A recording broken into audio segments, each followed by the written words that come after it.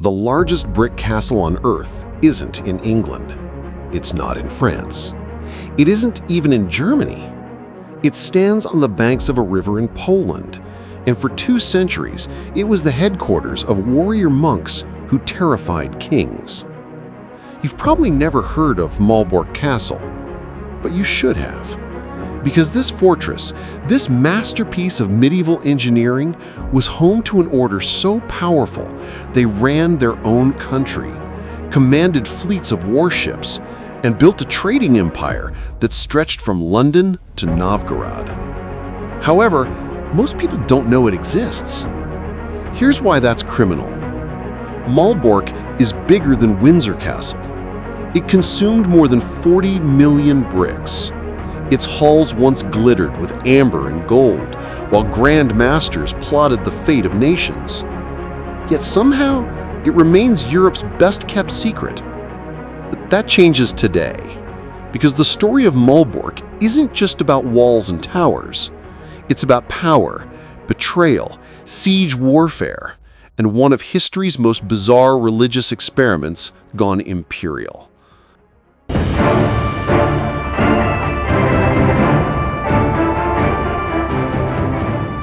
Malbork Castle sits in northern Poland near the town of Malbork, along the Nogat River, a distributary of the mighty Vistula. Stand on its banks today and you'll see rust-colored brick walls rising like cliffs from the water. You'll see towers that pierce the sky. You'll see a fortress so vast it feels like a city. And you'd be right, because that's exactly what it was. The story begins in 1274, when a group of German crusaders, the Teutonic Knights, decided they needed a new capital. These weren't ordinary knights. They were a military religious order, warrior monks who'd fought in the Holy Land before redirecting their crusade northward against the last pagans of Europe, the Prussians and Lithuanians. Think of them as medieval special forces with monasteries. By the 1270s, the Teutonic Order had conquered Prussia through a combination of military genius and ruthless efficiency. They needed a fortress to anchor their new state. They chose a strategic location along the Nogat, where they could control river trade and defend against Polish and Lithuanian threats. Therefore, they built Malbork. But here's where it gets interesting. They didn't build it all at once. Malbork grew in stages, like a medieval Death Star under construction. The first phase, completed around 1280, created what's now called the High Castle, a fortified monastery with a church, dormitories, and defensive walls. It was functional, formidable, and entirely insufficient for what came next. Because in 1309, the Grand Master of the Teutonic Order made a decision that changed everything. He moved the order's headquarters from Venice to Malbork. Suddenly, this regional fortress became the capital of a crusader state. The Grand Master, essentially a Pope-King hybrid with an army, needed a castle that reflected his power. So they expanded, and expanded, and expanded. The Middle Castle rose next, adding administrative buildings, armories, and the Grand Master's palace, a structure so lavish it made other medieval rulers jealous. Then came the Outer Bailey, with workshops, stables, and defensive walls that enclosed an area larger than most medieval towns. By 1406, Malbork was complete. The final product consumed 40 million bricks, making it the largest brick structure in medieval Europe. To put that in perspective, if you stacked all those bricks end to end, they'd stretch from New York to Los Angeles. The castle complex covered 52 acres. Its walls reached heights of 40 meters. Its cellars could store enough grain to feed thousands for years. It had its own brewery, bakery, and mint. It was self-sufficient, impregnable, and absolutely terrifying to anyone who approached it. Living in Malbork during the 14th century meant living in one of Europe's most powerful nerve centers.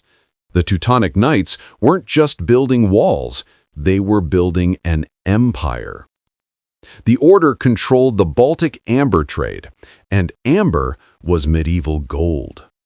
Every piece of that honey-colored resin flowing from Prussia to European markets passed through Teutonic hands. They taxed it. They regulated it. They grew obscenely wealthy from it. But amber was just the beginning. The Knights controlled grain exports, timber, furs, and wax. They operated their own merchant fleet. They had trading posts from Bruges to Pskov. By the late 1300s, the Teutonic Order was effectively a corporate theocracy, a medieval hybrid of Vatican City and the Dutch East India Company. And Malbork was where it all happened. The Grand Master's palace showcased this wealth with shameless extravagance. Its summer refectory featured palm-vaulted ceilings that seemed to defy gravity.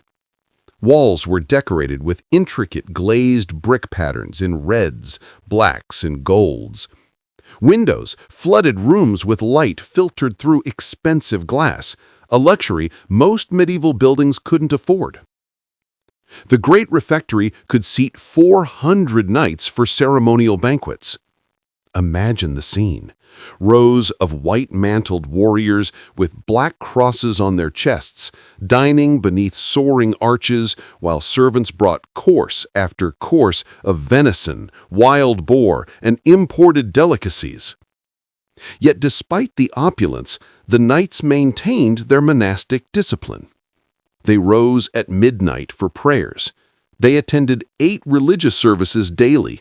They took vows of poverty, chastity, and obedience. The irony?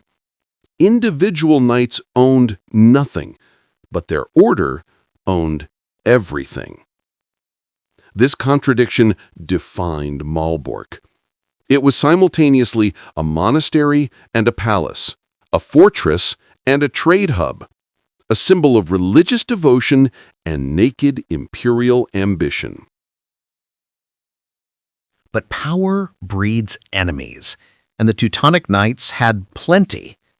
Poland and Lithuania watched the order's expansion with growing alarm. The Knights had built their state on conquered pagan lands, but now they were eyeing Christian territories too. Tensions escalated throughout the 14th century until finally, in 1410, everything exploded at the Battle of Grunwald. This wasn't just another medieval skirmish. Grunwald was one of the largest battles in medieval European history. The Polish-Lithuanian alliance fielded perhaps 39,000 troops. The Teutonic Knights marshaled 27,000. When the armies collided on July 15, 1410, the fate of Northern Europe hung in the balance. The Knights lost. Catastrophically. Thousands of Teutonic warriors died on that field, including most of the Order's leadership. The Grand Master himself fell in combat. It was a disaster of apocalyptic proportions for the Order. Therefore, the Polish-Lithuanian forces marched straight for Malbork. Here's where the castle's disarray proved its worth. The victorious Allied army laid siege to Malbork, expecting a quick surrender. After all, the Order's military power was shattered. Its leadership was dead. Surely the castle would fall. It didn't. The garrison commander, Heinrich von Plauen, organized a defense so stubborn it became legendary. The castle's massive walls absorbed bombardment after bombardment. Its water access via the Nogat meant the garrison couldn't be starved out. Its vast storage cellars provided supplies for months. The Polish-Lithuanian army battered Malbork for 2 months. They achieved nothing. Eventually, with winter approaching and their own supplies dwindling, they withdrew. Malbork had survived, but the Order never recovered its former glory. The real end came not from siege engines, but from something more mundane: money. By 1457, the Teutonic Order was broke. Decades of warfare had drained their treasury. They couldn't pay their mercenaries. And mercenaries who don't get paid tend to make unfortunate career decisions. So the garrison of Malbork, the very soldiers sworn to defend the castle, did the unthinkable. They sold it to Poland for 190,000 florins. Imagine defending a fortress for generations, surviving the greatest siege in its history, only to hand it over because of an accounting problem. The irony is almost poetic. Poland's king, Casimir IV, took possession in 1457, and Malbork began its second life as a royal residence. Polish kings renovated the Grand Master's palace, added Renaissance touches, and used the castle as a northern stronghold. But the castle's glory days were behind it.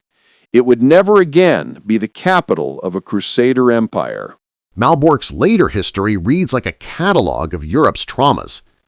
During the Swedish invasions of the 17th century, Swedish forces occupied the castle and looted its treasures. They stripped amber decorations, melted down precious metals, and hauled away anything valuable enough to justify the transport costs. When Prussia absorbed the region in the 18th century, Malbork became a Prussian garrison. Military engineers converted medieval halls into barracks. They punched windows through ancient walls. They built ugly additions that obscured the Gothic architecture. By the 19th century, the castle was crumbling. Neglect and military modifications had reduced much of Malbork to ruins. Then, something unexpected happened. German Romantics rediscovered it. The 19th century German nationalist movement latched onto Malbork as a symbol of medieval Germanic glory. They launched restoration projects, hired architects, and poured resources into rebuilding the castle. Between 1817 and 1918, Malbork underwent extensive reconstruction that attempted to return it to medieval splendor. This created a strange situation. Much of what visitors see today isn't strictly medieval. It's a 19th century German interpretation of medieval architecture, filtered through Romantic nationalism. But at least the castle was standing again. Then came 1945. As Soviet forces pushed into East Prussia in the final months of World War II, Malbork found itself directly in the path of one of history's most brutal offensives. The German military converted the castle into a defensive position. Big mistake. Soviet artillery opened fire. For weeks, shells pounded the ancient walls. Bombs rained from the sky. Entire sections collapsed. The church roof caved in. Towers crumbled. Fires swept through halls that had stood for 6 centuries. By the time Soviet forces captured Malbork in March 1945, approximately half the castle lay in ruins. Photographs from that period are heartbreaking. Where Gothic spires once pierced the sky, only jagged stumps remained. Halls that had hosted Grand Masters were open to the sky. Centuries of history reduced to rubble in weeks. But here's where the story takes an inspiring turn. After the war, Malbork was assigned to Poland. The new Polish government faced a choice: abandon the ruins or rebuild. They chose rebuilding. For the next 7 decades, Polish conservators, architects, and craftspeople dedicated themselves to resurrecting Malbork. They studied medieval building techniques. They manufactured bricks using traditional methods. They trained artisans in Gothic architectural styles. It was archaeological detective work combined with skilled craftsmanship. Every stone replaced, every wall rebuilt, every vault reconstructed required research, planning, and meticulous execution. The restoration continues today. Walking through Malbork, you'll see areas marked with subtle differences in brick color. Darker sections indicate original medieval construction. Lighter sections show post-war restoration. It's a visible timeline of destruction and resurrection. In 1997, UNESCO recognized these efforts by declaring Malbork a World Heritage Site. Today it stands as both a monument to medieval ambition and a testament to modern dedication. So, you want to visit this fortress? Here's what you need to know. Malbork is easily accessible from Gdansk, about 45 minutes by train. Most visitors make it a day trip, though the town of Malbork itself offers accommodations if you want more time. Buy your ticket at the main entrance and prepare for sensory overload. The castle is enormous. A complete visit takes 4 to 6 hours minimum. Many visitors underestimate this and rush through, which is a tragedy because the details matter here. Start with the High Castle, the oldest section. The Knight's chapter house, with its single central pillar supporting the entire vaulted ceiling, demonstrates medieval engineering at its finest. The Church of the Virgin Mary, though damaged in the war and rebuilt, still evokes the spiritual devotion that supposedly motivated these warrior monks. Then move to the Middle Castle and the Grand Master's Palace. The summer refectory will make your jaw drop. Those palm-vaulted ceilings create an effect that seems impossible with medieval technology. The Castle Museum displays artifacts, including weapons, armor, and amber artwork recovered from archaeological excavations. Don't skip the defensive works. Walk the walls. Examine the gates and murder holes.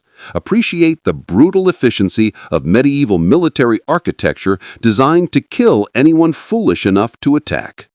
Practical tips? Wear comfortable shoes because you'll walk several miles. Bring water because there aren't many facilities inside. Visit in spring or fall to avoid summer crowds and harsh winter weather. Consider hiring an audio guide. The castle's complexity demands context. And here's something wonderful. Sound and light shows run during summer evenings, projecting images onto the castle walls while narrating its history. It's tourist, sure, but it's also magical. So what does Malbork really represent? On one level, it's the largest brick castle on Earth, a masterpiece of medieval architecture that pushed Gothic engineering to its limits. On another level, it's evidence of what happens when religious ideology meets imperial ambition. The Teutonic Knights genuinely believed they were doing God's work. They also built a trading empire and lived in opulent palaces. That contradiction powered their rise and ensured their fall. But perhaps most importantly, Malbork is proof that history isn't just about the past. It's about what we choose to preserve. The Poles who rebuilt this castle after 1945 weren't restoring their own heritage. The Teutonic Knights were German crusaders who'd conquered the region. But they rebuilt it anyway because they recognized that some achievements transcend nationalism. Malbork belongs to human civilization, not to any single group. Today, when you stand in the courtyard of the High Castle and look up at those towering walls, you're seeing the ambition of medieval crusaders, the vision of Romantic-era restorationists, and the dedication of post-war craftspeople.